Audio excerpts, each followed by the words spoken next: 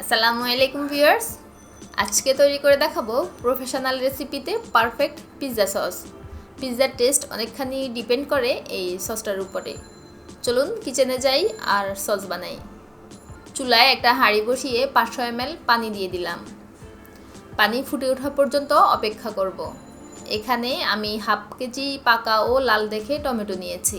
এখন টমেটোর পিছনের অংশে প্লাস সাইনের মতো করে একটু কেটে নিব, এতে করে টমেটোর চামড়াটা উঠাতে সুবিধা হবে।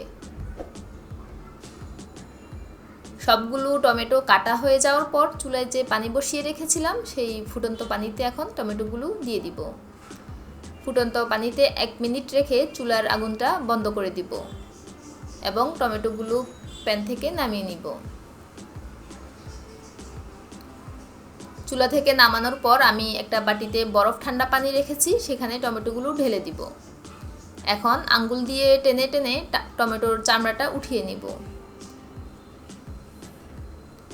এভাবে আমি সবগুলো টমেটোর চামড়া উঠিয়ে একটা চপিং বোর্ডের উপর রেখে দিব। ছুরির সাহায্যে টমেটোগুলোকে ছোট ছোট টুকরো করে কেটে নিব। এতে করে ব্লেন্ড করতে সুবিধা হবে। কাটা হয়ে যাওয়ার পরে এগুলোকে আমি একটা ব্লেন্ডারের জাগে নিয়ে নিচ্ছি। ব্লেন্ডারের জাগের ঢাকনাটা লাগিয়ে আমি এগুলোকে পেস্ট করে নিব। টমেটোগুলোকে আমি পেস্ট করে নিয়ে এসেছি। দেখুন, পিৎজা সসের জন্য টমেটোগুলোকে ঠিক এরকম ব্লেন্ড করতে হবে। একদম মিহি পেস্ট করা যাবে না, একটু দানাদার থাকবে। এখন সসটা বানিয়ে নিব। এজন্য চুলায় একটা প্যান বসিয়ে 60 ml অলিভ অয়েল দিয়ে দিলাম। তেলটা হালকা একটু গরম হওয়ার পর 1 টেবিল চামচ রসুন কুচি দিয়ে দিচ্ছি। রসুন কুচিটা একটু নেড়েচেড়ে ভেজে নিয়ে ব্লেন্ড করে রাখা টমেটো পিউরিটা দিয়ে দিচ্ছি।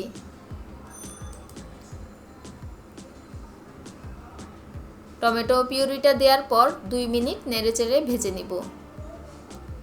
এরপর দিয়ে দিচ্ছি 2 টেবিল চামচ টমেটো পেস্ট। টমেটো পেস্টটা টমেটো পিউরির সাথে মিশিয়ে নিয়ে আরও 2 মিনিট নেড়েচেড়ে রান্না করে নেব। এই পর্যায়ে চুলার আগুনটা একদম লোতে রাখতে হবে।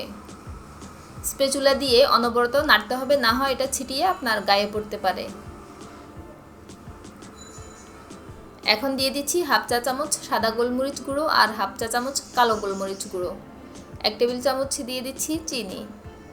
হাফ চা চামচ দিয়ে দিচ্ছি মিক্সড হার্ব। স্বাদ মতো দিয়ে দিচ্ছি লবণ। এখন সব কিছু মিশিয়ে নিয়ে মিশ্রণটা একটু ঘন হয়ে আসা পর্যন্ত আরও 2-3 মিনিট নেড়েচেড়ে রান্না করে নিব।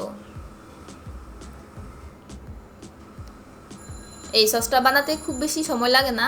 আপনি যদি রেস্টুরেন্টের মতো পিৎজা খেতে চান তাহলে অবশ্যই পিৎজাতে এই সসটা ব্যবহার করবেন। টেস্টের পার্থক্যটা আপনি নিজেই বুঝতে পারবেন। সসটা বানানোর পরে ফ্রিজের নর্মাল চেম্বারে রেখে আপনি সর্বোচ্চ 3 দিন স্টোর করতে পারবেন। এতক্ষণ ভিডিওটা দেখার জন্য সবাইকে ধন্যবাদ জানিয়ে বিদায় নিচ্ছি। আল্লাহ হাফেজ।